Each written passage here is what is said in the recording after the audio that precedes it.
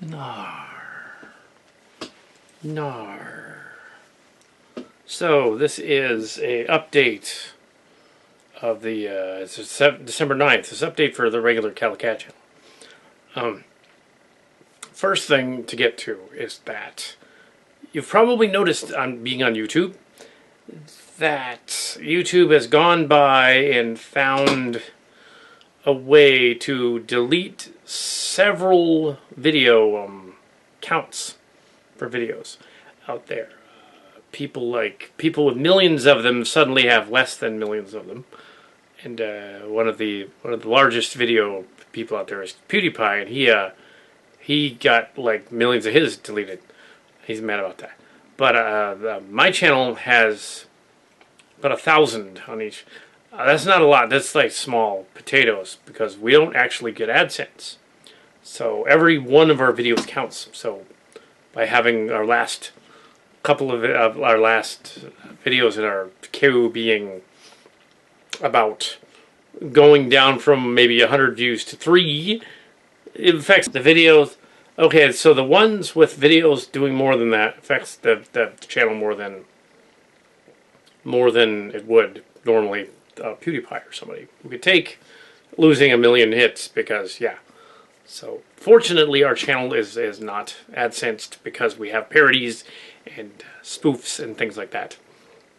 And we are not directly affected, although it is kind of sucky because then people come by and go like, oh, this guy's only got a few views now. Well, it was a few hundred, there was a few thousand 2 weeks before, so yeah, they've removed some of the view counts. YouTube is being dickish. Yes, but they are real views, unlike some of these other people that have millions that they hired on from somewhere else. I'm not saying he did that, I'm saying some of them do. A lot of them do that. So, a lot of our ideas about Q are in this story. And, yeah. But she's a missionary, so she's not around much. It may be possible that at some point she may play the game, but we'll see. It's not affirmed, which it could happen. The newer one, when that gets launched, it's not nowhere near launching. I worked on the story. The stories and the in-house story that shows Bible the way it works, which I am then going to turn into a legitimate story that's Star Trek-like but isn't Star Trek, so that it can be legitimately published as not Star Trek. But that the Star Trek Excalibur, the other fan film we were competing, well, sort of friendly competing against. In 2006, when we both came up with a story, with Charisma and the others, it would appear that their website was not only hijacked by some European company and changed it over, but that the new one is sort of in dead space. It's not really doing anything. I found Brian, that's right. He on the internet asked him. He was the guy that put Brian Story was the guy, the actor guy. And he put the first lines in our Chimera script. He was one of the game players, and he put one of the main ones. He put the Q God. There's an alien in it called Q God, the Kirk God, who shows up, and he recorded his lines 10 years ago when the early spec script was finished for Star Trek Chimera, now called Starship Chimera, and now it's 10 years later, and the production had started in 2011 and then was halted about a third of the way through. Started over again in 2012, 2013, and we caught up to it. It took us years, so we reached the halfway point just this year, and past the halfway point, and we're now at the 2/3 and some point, with 25 pages remaining. So then the production on Chimera took us many years. We went over this before, and we posted this year the making of Silly Trek, which was the replacement for the world building stuff, which had gone out of date. Basically, all the world building stuff was promising like 2016 was coming out. We jumped the gun. It wasn't coming out in 2016. We thought for sure it would be, but several events have happened that have made it impossible for it to be coming out in 2016. We are just a few dozen days away from the end of the year. And it's not going to happen in 2016. It will happen in 2017. So by that round robin, we can still say 50th anniversary of Star Trek because it's 1966, 1967 is the season it's the first season of Star Trek, of which this spoof parody is taking off. In the end, yes, we took down the trailers and stuff because they were not accurate anymore. We will repropose the next time you see a teaser trailer on the channel, Chimera channel. This is not going on the Chimera channel. It's just on the main one. It will be about the actual release of this film. Hopefully, Valentine's Day. Valentine to the fans, just like back in 2012. Valentine's Day to the fans. A real one, not the phony baloney UPN. We're going to do a thing for Enterprise that's not a Valentine. In which we show the augments. No, we're not doing that. Yes, the stuff about Q being a villain, that kind of thing is in there. Also, another game person on board last weekend, Jim Tickon, also on board for that, just as long as the Federation gets beat up a lot by the bad guys. So, okay, fine. But, yeah, he's on board. So, of course, what else is he doing? Do some trans tech voices again. Wouldn't you want to see Jim Tickon in something else again? I think so. Yeah. But, or at least we'll imitate him. Or get his ideas. There's a lot of Jim and Tim, both in the trans tech. Not so much in Space Bridge, although the Space Bridge one was inspired by Tim, a story by Tim that put in there. Not so much Jim, more like Tim. There was a little of Jim Tickon in there. There was Megatron and Galvatron. They were in it. But yeah, anyway, back to Chimera, and it's coming up on the 30th anniversary of Next Generation. So, Starship Next Generation, that's what this movie's about. It's Prime Universe. It's cool. So, round again, roundabout. I'm trying to make this whole work in one sitting.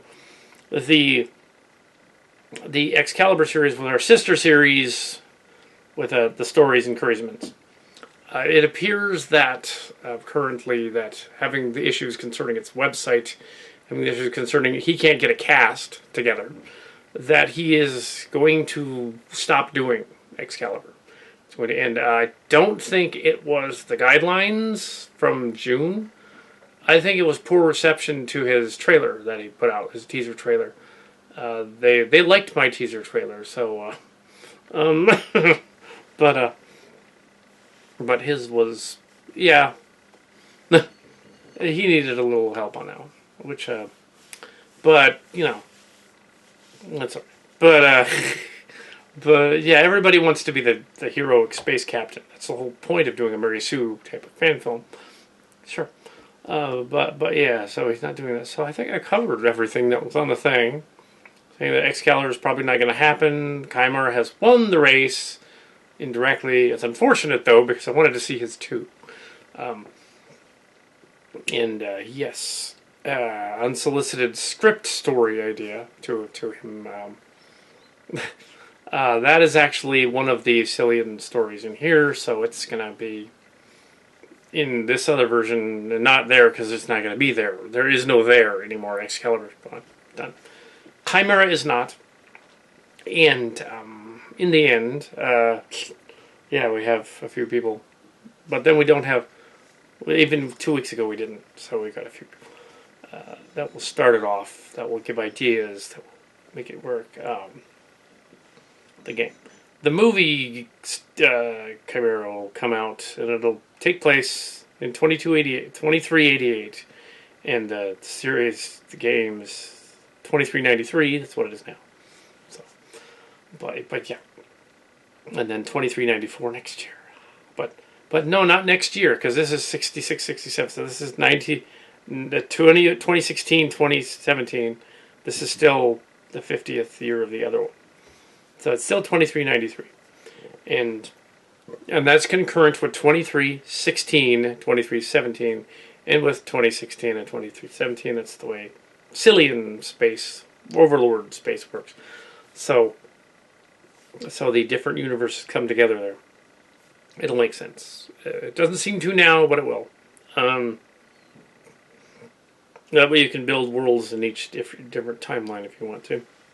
Yeah, it makes it a bigger universe. Playing field is just different. So let's see what else. Yeah, the script's there. The reason that we took down the Star Trek spec scripts that we wrote in the 90s is Paramount did not tell us not to do it. We just figured they would after the guidelines came out. So he said, let's take those down because they probably have like images of that, even though they were printed, but we put up Word versions of them online. They're going to find those. So if we use them in one of our fan stories or something, word for word like they are, they could get mad. They could say, okay, no, you've used these characters and you've used this situation. You gave us a script, so you can't use that anymore. That's ours now. So we took that away and said okay. So we're not going to mess with Paramount. Put them up. We're not putting them in the game either. I considered it, then I considered not because I said, oh, no.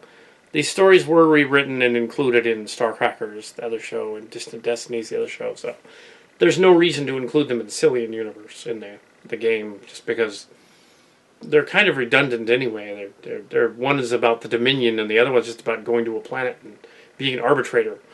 A little heady on both of those. There was an earlier one called Differences, which was a TNG one, which also had an arbiter kind of story. Which became Starcrackers, the basis for the Rebels and all that stuff.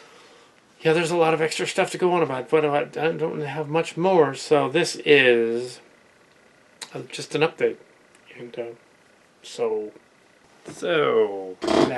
greetings once again. Okay, this will, I guess, be another Kal Kat update, day after the other update. On the set of the Valley Stories, OLVS location.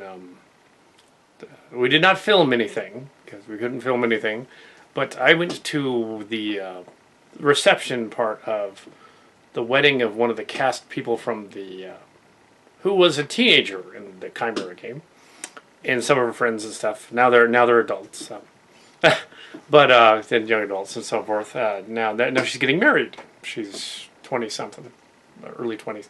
Anyway, so that was interesting. So Kal Kat appeared there and did some freak dancing, because and it was interesting because just wanted to talk about how this works. It was in a church, the church that we go to, in the for a thing.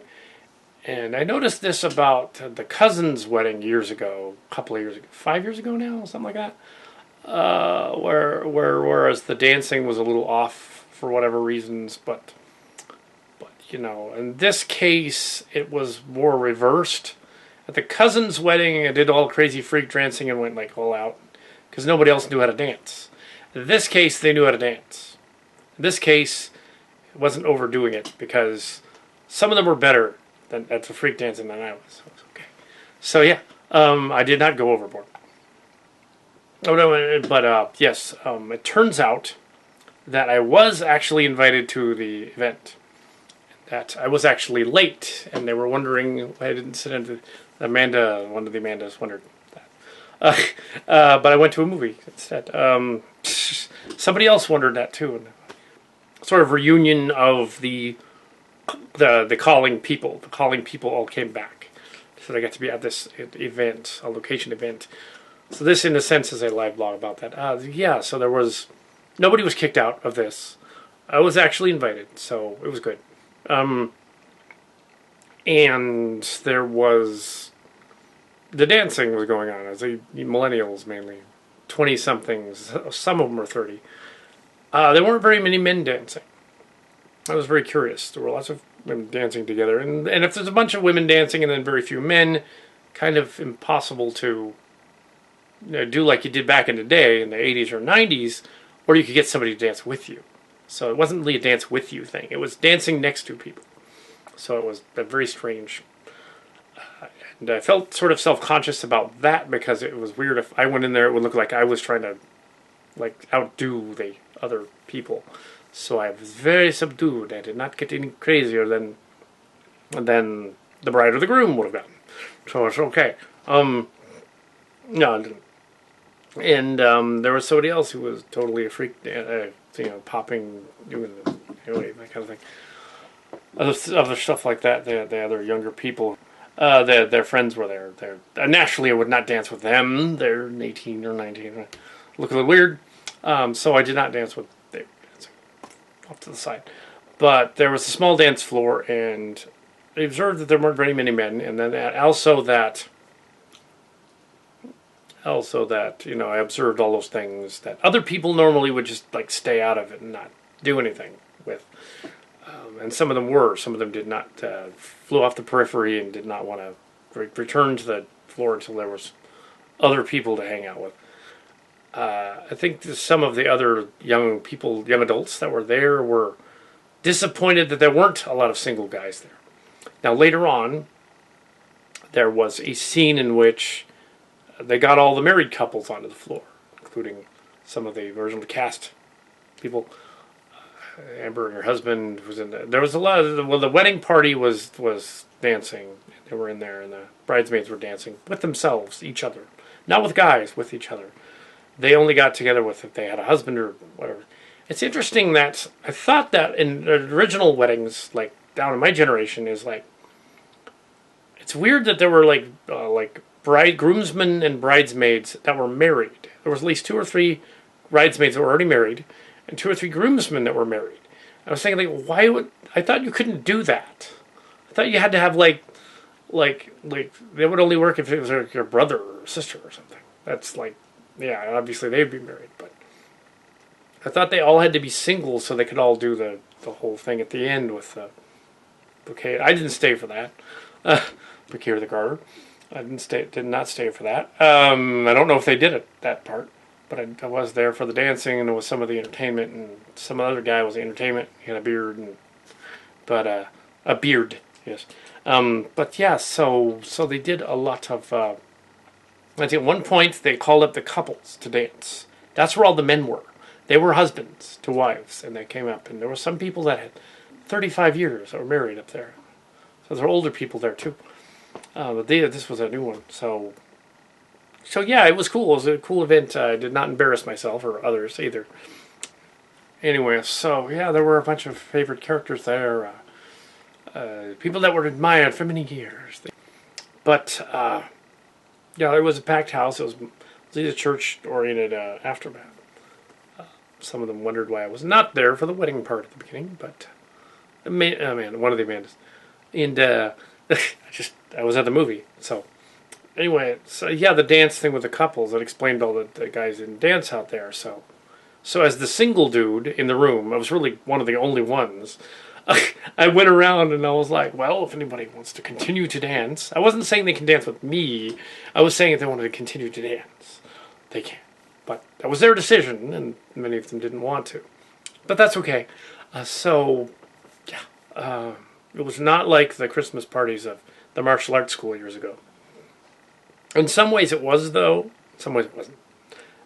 They were very inhibited, very cagey about dancing as well. And nowadays, the new generation dances, they don't dance together anyway. They'll be like, one's here, and one's here, and one's here, and one's here. And like this far apart. So it's like, it's not like I'm going to dance with somebody, or they're going to dance with somebody. It's I'm going to dance next to you. In my own bubble. Okay, fine. And there were some little kids that danced to each other, the little guys. That was funny, but that was just, yeah. That's what they do. But I just wanted to be there. But there was, there was a party thing. Just thought I would mention it. And thought I'd mention that modern, part of it probably is that a lot of them can't dance. That's probably a lot of it. Is like that. I mean, at least this group was trying. The cousin's wedding 5 or 6 years ago, none of them were trying. At all. At least this group had taken at least either some dance lessons. I think all the bridesmaids did. I think they took dance lessons for the wedding, so they would know how to do some dance of some kind, and they look good doing it. That was good because then they did. The problem is the groomsmen didn't, so they were. Yeah, they didn't take the dance lessons. Like, wait a second. If I goes to a wedding and I'm in the groomsmen's, I'm gonna learn how to cut a rug and dance. You know, that's an old expression. Cut the rug. Because I actually have had dance lessons. It got very interpretive after a while. Yeah. I'm sure my ancient, back in the day, the Arthur Murray instructor would be like, oh. No. I didn't teach you that. Oh, yes. I did not teach you that move. That's not anything. But I do know some of the other ones from my Aunt Martha that taught me some stuff. I also know Martha. I took some square dancing a couple of times years ago with some line dancing and other dances. And I like to dance and act out. And this time I was subdued. They probably thought I was drinking something, but actually I was not. It was just caffeine from. So yeah. Anyway, I thought that I would add that story. It was funny. So you'll probably see me all over social media. They had Kal Kat down in the Hezu, jamming into a wedding party. Small dance floor, small wooden one. Very hard to dance on because small wooden parko dance floor. Had to take your socks and shoes off to dance on it. Yeah, none of them did ballroom dancing, so it didn't matter. There were a couple of older people that they did they did two swing sort of songs. One was a Sinatra one. And they could have danced it. The older people would have known how to dance to that. Ew, it's freak dance. Yeah, I didn't do any spinning on my butt I didn't do anything like that. I didn't do it's more like the Trekio song. I did some of that stuff. But yeah, I still got it. But yeah, if you want to see the really crazy freak dancing, go find the Disneyland trip and look at me freak dancing on that. I'm sure there's some pictures of that from there. Of course, Mark's Cards was a little inebriated, so it may not be entirely in focus, but you can watch. But yeah, yeah.